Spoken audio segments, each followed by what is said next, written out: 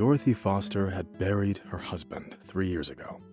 Ever since that mournful moment, not a day passed without her thinking about him. Jack was the embodiment of courage to her, an example of how a man could completely transform a woman's life.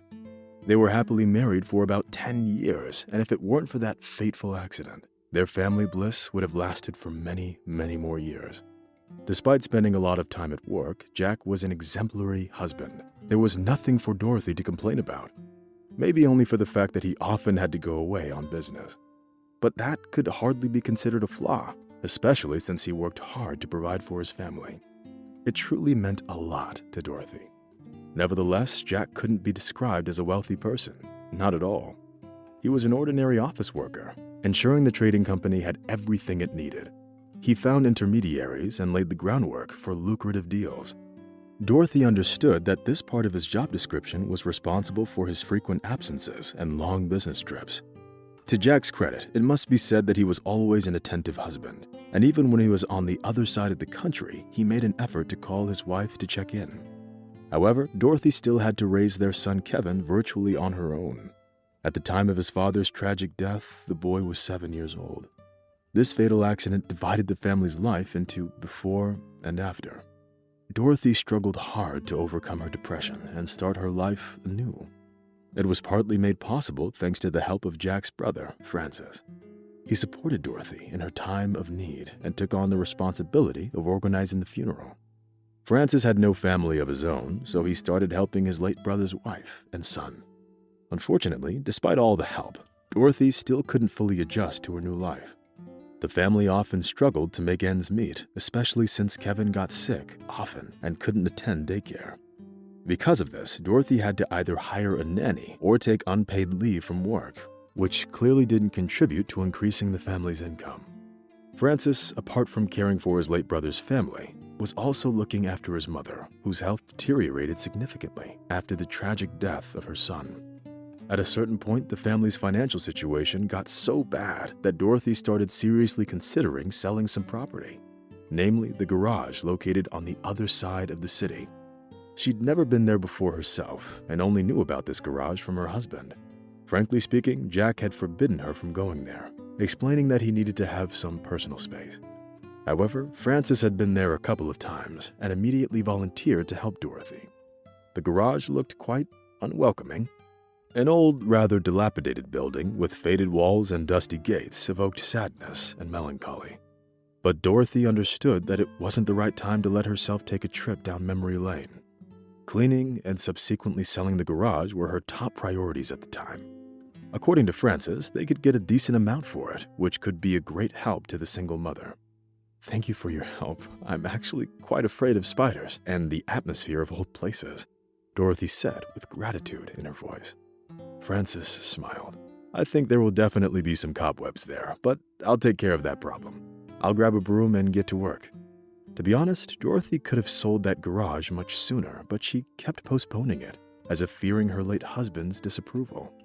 On one hand, it was a memory of him, and on the other, an opportunity to earn a great amount of money for its sale, especially considering the family's low income level. It took Francis a few minutes to open the gate. Since no one had been there in a long time, the lock had rusted noticeably, making turning the key in the locking mechanism quite difficult. At one point, Dorothy even thought that they might need to hire a locksmith to open the garage, but Francis managed to do it eventually. The room had a musty smell. Keeping Dorothy's phobias in mind, Francis quickly brushed aside the cobwebs to make her feel comfortable, at least more so. It's worth noting that aside from the dust and cobwebs, the room was quite cozy.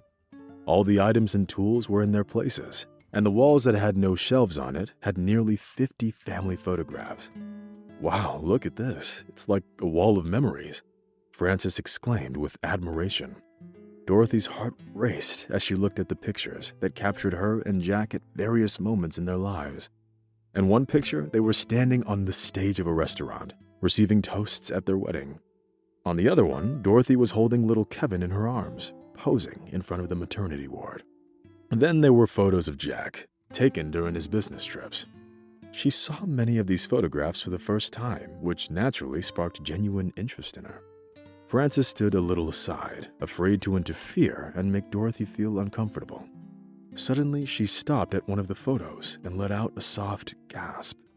At that moment, her eyes got filled with tears and her lips started trembling treacherously. Dorothy sobbed and immediately covered her eyes with her hands. Francis approached her and took her by the hand. What's wrong? Are you okay?" Then, following Dorothy's gaze, he understood what she was looking at.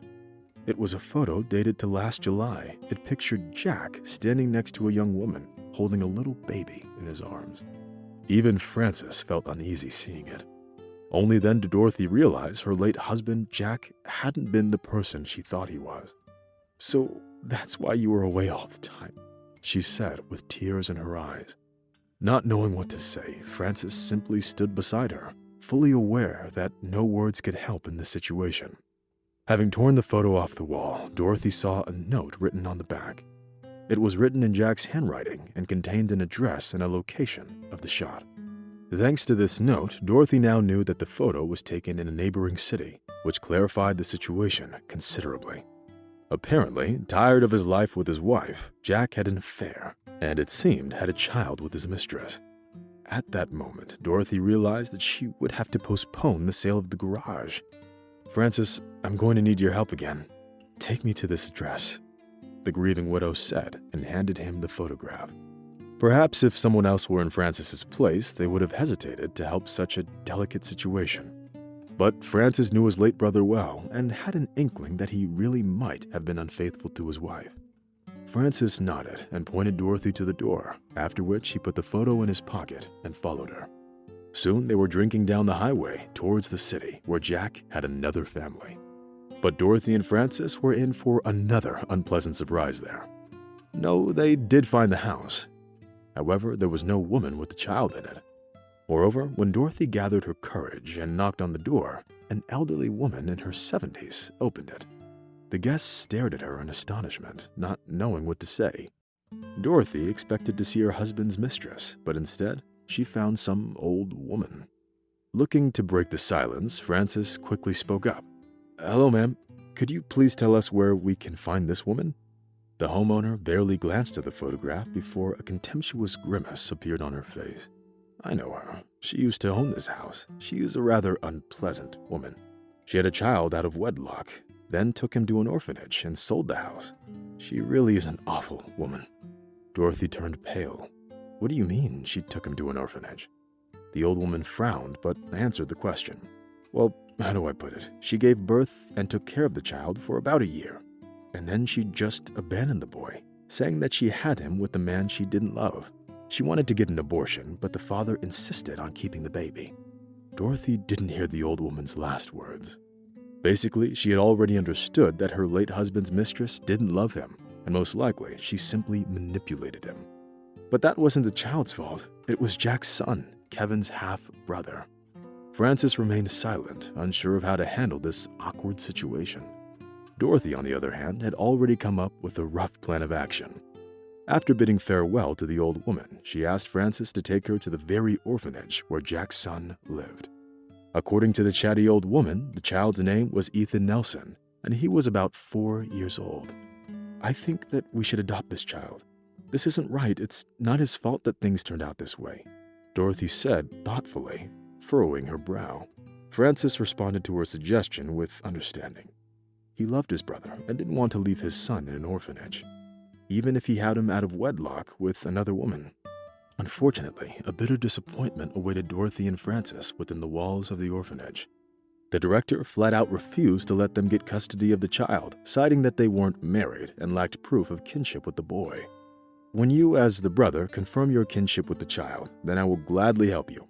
But to be absolutely sure, you also need to get married," the director said, addressing Francis. Dorothy's mood was hopelessly ruined. She knew very well that Francis wasn't even dating anyone, so he clearly wouldn't be able to change his marital status anytime soon. Before leaving, Dorothy asked the director for the opportunity to at least catch a glimpse of the little Ethan. Fortunately, the director allowed that. Seeing the child from a distance, they couldn't hold back their emotions. The thing was, Ethan was the spitting image of the late Jack, triggering an indescribable feeling of déjà vu. "They look so alike, like 2 drops of water," Dorothy whispered. Francis nodded, mentally preparing himself for the upcoming DNA test.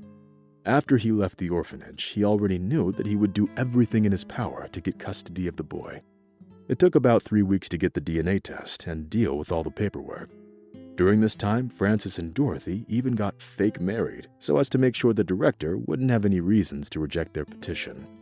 As it turned out, their marital status played a decisive role in favor of granting them custody. This time, when they left the walls of the orphanage, they did so as a trio, holding little Ethan's hands. At that moment, Dorothy and Francis looked like a happy family who decided to dedicate their life to raising an orphan. Despite their marriage being fake, they tried to behave as naturally as possible so as to not raise any suspicions. Over time, their efforts bore fruit, and both Dorothy and Francis began to develop genuine feelings for each other. Even though they initially got married out of necessity, their union soon turned into a beautiful partnership, worthy of everyone's respect. One day, moved by his feelings, Francis confessed his love to Dorothy, causing her heart to race with joy. As it turned out, he had fallen in love with her the very moment he first saw her at his brother's wedding. But it was only now that life had granted Francis the chance to openly express his feelings. "Thank you, dear. If I had only known about your feelings for me, I would have never married your brother," Dorothy said lovingly, looking at Ethan and Kevin playing around. Francis smiled and confirmed his affection with a tender kiss. In his understanding, this was that very family happiness that so many talk and write about. Holding Dorothy close, Francis raised his eyes to the sky and silently thanked his late brother, who, despite having made some mistakes in his life, remained a good person in Francis's memory.